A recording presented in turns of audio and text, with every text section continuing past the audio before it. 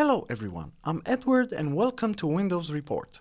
In this video I will show you how to restore File Explorer's classic spacing on Windows 11. There are two ways to accomplish this procedure and they are very simple. Just open the File Explorer, then click on the See More icon in the top bar menu that is represented by three dots. Then select Options and in the following window just click on the View tab. In the Files and Folders section, check the Decrease Space Between Items option, which is also called Compact View. Then click Apply and OK to save changes. Now the spacing between items should be rearranged in the classic way in a more compact form. Another easy way to achieve the same result is to go back to File Explorer, then click on the Layout and View Options icon in the top bar menu, which is represented by four horizontal lines.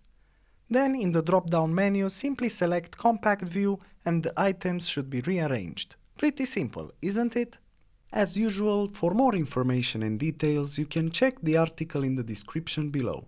And if you enjoyed this video, just make sure to like and subscribe to our channel. Thank you.